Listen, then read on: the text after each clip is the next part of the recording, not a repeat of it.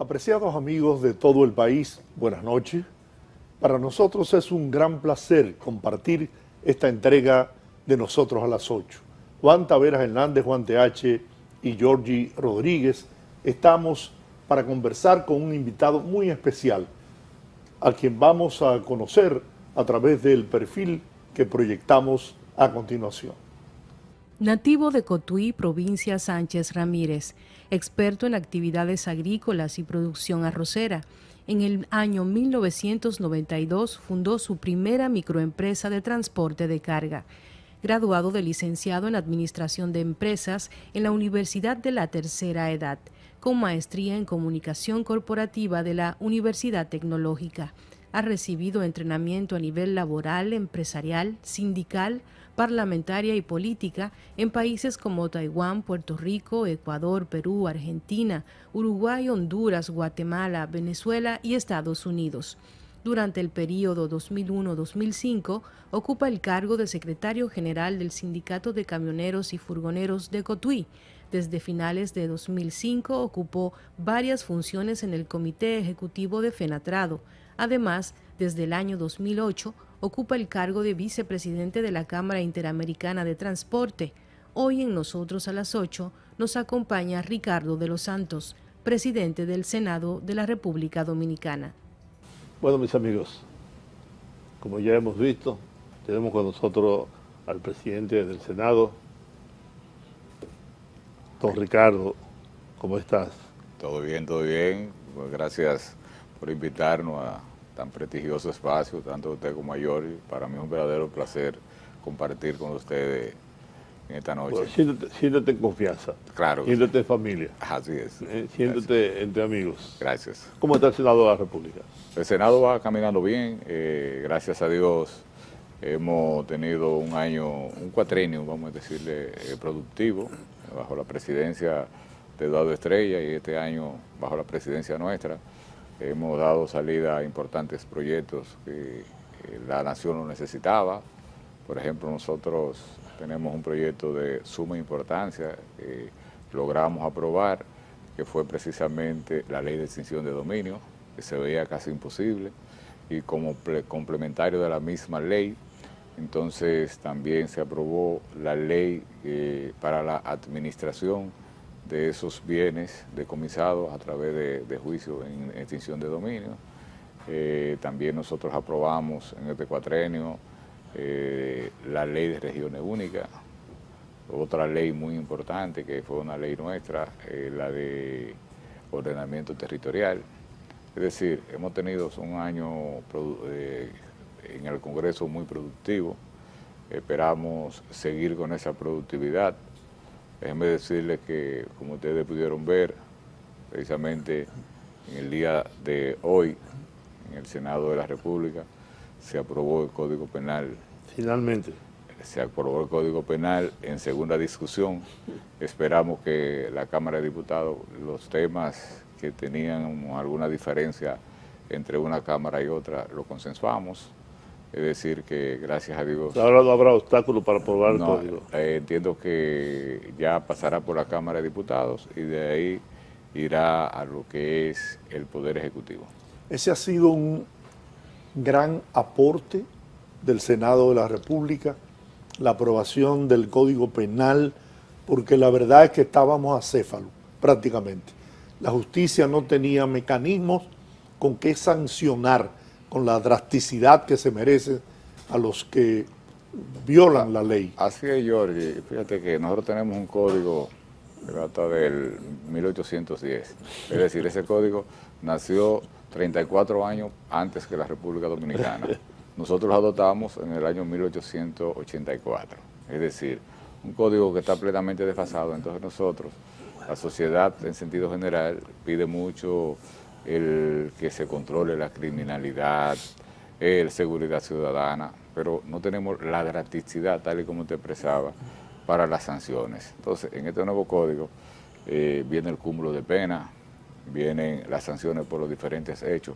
Y yo pongo un tema como ejemplo, que fue un hecho que consternó a la sociedad dominicana, el tema del niño Llena Ibarra. En el hecho del niño Yana Ibar, lo primero que hubo fue un secuestro, después violación, después tortura y de último el asesinato. Entonces el juez solamente puede aplicar la condena mayor, que son 30 años por el crimen, pero entonces el secuestro, la violación y la tortura, ¿eso quedó impune? Es lo mismo que el ciudadano que va a robarle a otra persona y en el robo lo mata. Hoy día, con el actual código, lo único que se puede contener es la pena máxima por el asesinato, pero el robo quedó impune. Entonces, todo esto lo recoge el nuevo código con el cúmulo de pena y usted va a pagar por los hechos que usted verdaderamente comete. De igual modo, si existe la reincidencia, pues también es condenado por el código con sanciones acumulativas, y eso nos dice a nosotros que es una buena herramienta para nosotros enfrentar la criminalidad que está trabajando con tecnología del año 2024 y nosotros estamos sancionando con un código de 1810. No, y ahí vienen también los delitos cibernéticos que no existían No existía, exactamente. Sí, las sociedades y el mundo ha crecido, se ha desarrollado, y así como el que hace la ley también hace la trampa. Así es. ¿No? Ocurre que ahora hay muchos delitos que deben ser tipificados, que deben ser sancionados por el nuevo código. Y yo me pregunto, mientras tú hablas, ahora habrá que estudiar de nuevo derecho, tanto los jueces como los abogados, para poder aplicar el nuevo código. Precisamente por eso, nosotros al código le estamos dando un vacation ley para que entre en funciones en un año. En ese año, cualquier modificación que se entienda que se pueda hacer, pues también la pudiéramos hacer. Entonces, en ese año, los jueces tienen tiempo suficiente para estudiarlo, analizarlo y aplicarlo correctamente. Y por eso nosotros hemos decidido, tenemos la decisión firme de que el nuevo Código Penal ya sea un hecho en la República Dominicana, y de ahí entonces hay otra exigencia con el Código Procesal Penal, pero uno es prerequisito del otro. En fin, nosotros tenemos un pasivo en el Congreso Nacional con un sinnúmero de leyes. Va a quedar pendiente, Ricardo, lo de las 3 causales. Sí, lo de las 3 causales decidimos dejarlo separado, que se trabaje en una ley especial, porque para poder precisamente tener un nuevo código, entonces tendríamos obligatoriamente que modificar el artículo 37 de la Constitución, donde dice que el derecho a la vida es inalienable desde la concepción hasta la muerte. Entonces, para nosotros poder tener un nuevo código, habría primero que abocarse a una modificación constitucional. Entonces, preferimos trabajar el código por separado y las 3 causales trabajarlas en una ley especial, pero además, déjeme decirles que cuando hablamos de 3 causales, solamente estamos hablando de 2, porque hay una que está establecida claramente en el artículo 42 de la Constitución, numeral 3, donde dice que cuando la vida de la madre peligra es una decisión del médico. Es decir, esa está cubierta ahí. Lo que estamos hablando son de 2 causales en sentido. ¿Usted es partidario de la aprobación de esa ley especial que contemple las 3 causales, que son 2, como usted señala? Sí, Giorgio, fíjate, yo tengo mi propia teoría, mi punto de vista. Yo no estoy ni estaría de acuerdo jamás a que a una jovencita se le condene a dar a luz de un hermano suyo. Ni de porque fue violada por su padre. Entonces va a dar a luz de un hermano. Yo no estaría de acuerdo con eso jamás. Ahora, tendríamos que buscar una fórmula de que también no le demos la oportunidad a que una criatura ya formada es un ser humano. Aquí no está contemplado la pena de muerte. Entonces ya una figura, una criatura conformada, tampoco yo quiero darle la oportunidad a un médico que coja una pinza y que lo despedace y que lo saque por pedazos. O sea, con eso yo tampoco estaré de acuerdo. Por eso a mí me gustaría que determinemos bien a qué le llamamos vida. Por ejemplo, yo siempre pongo el ejemplo de que cuando una persona está en coma, que está entubado, para desentubarlo, porque ya se entiende que falleció, que terminó la vida, se toma como referencia el latido del corazón.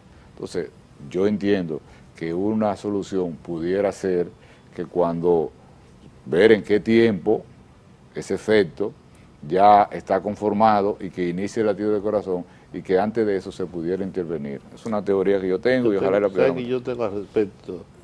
Ese tema es muy complejo, Así es. porque involucra la vida de seres humanos, tanto de la criatura como de la madre. Por lo tanto, aunque yo estoy de acuerdo con hacer causales, y más que eso, estoy de acuerdo con el aborto, pero eso es lo que yo pueda pensar, despojado de prejuicios o de criterios mágicos religiosos. Sin embargo, yo sé la complejidad del tema y pienso que finalmente el Senado de la República, el legislador hace bien en separar esta ley, que es lo que ha impedido de alguna forma su aprobación y aplicación. No aprobarlo nos hace más daño que Correcto. aprobarlo en estas circunstancias. Bien, ahora, efectivamente, como usted señala, ahí yo tengo un amigo suyo que es senador, que me ha dicho, yo bajo ningún concepto, yo levanto la mano para aprobar las 3 causales. Lo imponga el partido, lo imponga quien lo imponga, yo tengo una visión religiosa al respecto. Bueno, está bien, ese es su punto de vista, ¿no? El mío es otro, como el tuyo puede ser otro, de aquel, del Claro, otro. así es. Ahora hay que pensar la sociedad, porque ustedes no son legisladores de un barrio, ni de su casa, ustedes son los legisladores de un país. Así es. Y tienen que pensar en la mayoría de los ciudadanos y ciudadanas, y en este caso de las mujeres. Yo creo que eso es un tema de la ciencia y de las mujeres. Si los hombres abortaran, si los hombres salieran embarazados, hace tiempo que eso no estuviera fuera de discusión. Pero como es un tema de mujeres, yo creo que habría que ver qué dice la ciencia, cuándo comienza la vida, cuándo termina, Exactamente. todas esas cosas, para luego entonces tomar una decisión al respecto. Pero bien, creo que hemos avanzado con la aprobación del código, porque eso era necesario, absolutamente necesario. Y debe ser de algún modo una satisfacción para ustedes y para ti de manera personal y particular el hecho que se aprobara durante tu presidencia, Muchas gracias. ¿no? Porque teníamos años 23 discutiendo, años tiene el código dando vuelta. dando vueltas, que ya va y que ya viene. Por eso cuando se nos cuestionó de que se aprobó sin haber sido leído ni estudiado, yo decía en una entrevista que se me hizo que ese código tiene 23 años dando vuelta en el Senado. Y El que no no lo ha fue- estudiado en 23 años no lo va a estudiar en 500. Además, En fue 500 enviado- años no van a ser suficientes. Fue porque no enviado a tiene- una comisión. Claro. Y la comisión certificó de que el texto no había sido variado en absoluto. En lo absoluto, pero aún así nosotros en el día de hoy decidimos leerlo completamente. Y un tema que trajo polémica y que fue la base para que no se aprobara en la Cámara de Diputados. En esta parte lo concentramos con la Cámara, ese artículo, nos pusimos de acuerdo y gracias a Dios yo entiendo que se va a aprobar en la Cámara de Diputados, que en cuanto a la discriminación, porque daba unos detalles, entonces nosotros, como la Constitución de la República establece claramente el tema de la discriminación, el artículo 39, lo que hicimos fue acomodar el artículo para que vaya en consonancia con lo que establece la Constitución. Claro, adaptarlo, adecuarlo. Exactamente, eso es lo que hemos hecho y por eso estamos casi seguros de que vamos a tener un nuevo código, que es un gran avance para el país. 72 nuevos tipos penales en ese código que nos ayudaría 72. bastante. 72, que nos ayudaría bastante para nosotros poder controlar la criminalidad, que es un desafío de todos y es la preocupación más grande que tenemos los dominicanos en este momento. Con su permiso, tenemos que hacer una pausa, así que regresamos en breve con Ricardo de los Santos, presidente del Senado de la República Dominicana.